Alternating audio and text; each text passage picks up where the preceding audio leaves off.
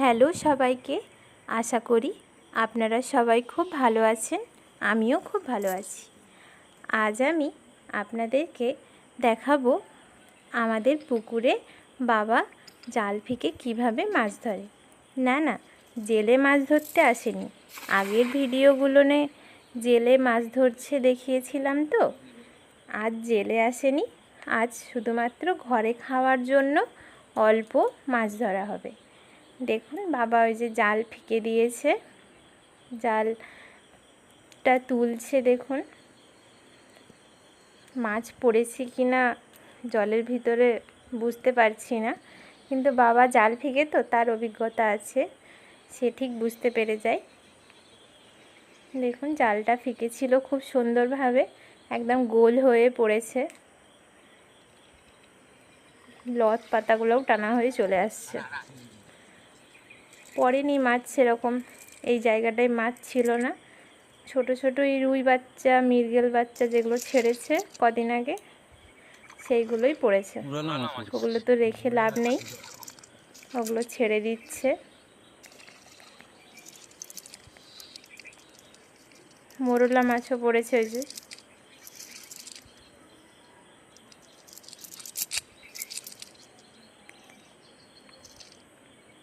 এবারে জাল ফেঁকাই তো পড়লো না। এই মাছগুলো জাল থেকে বার করে নেওয়ার পর বাবা আরও ফেঁকবে জাল। বর্ষাকালের জন্য একদম চারদিকটা বন হয়ে গিয়েছে।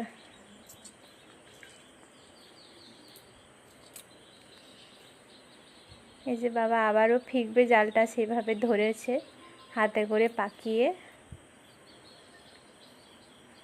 মানে মাছগুলো একটু বনটনের দিক করে, যে গাছগুলো ঝুঁকে থাকে পুকুরের দিকে, সেই জায়গাগুলোনে মাছ একটু বেশিই থাকে। দেখুন বাবা এবারও জালটা ফেঁকেছে খুব ভালোভাবে, গোল হয়েই পড়েছে। দেখা যাক এবারে কি পড়ে। বড় একটা মাছ পড়ে গেলে ভালো, যদি ভাগ্যে থাকে। মনে হচ্ছে বাবার পুকুরে নামা দেখে বড় কিছুই মাছ হয়তো পড়েছে। সেই যে ধীরে ধীরে নামছে।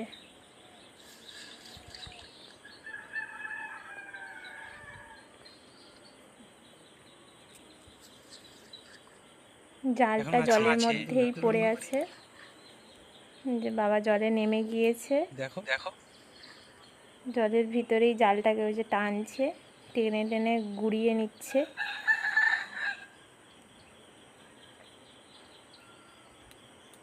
জলের ভিতরে ধীরে ধীরে টানছে, মনে হচ্ছে কিছু একটা পড়েছে।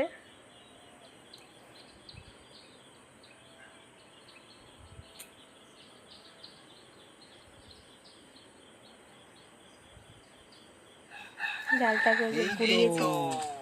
কি মাছ ওটা? বড় মাছ পড়েছে একটা।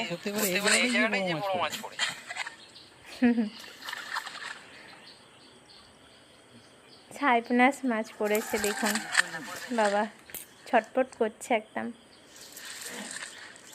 ছাইপনাস মাছ কি সুন্দর দেখতে।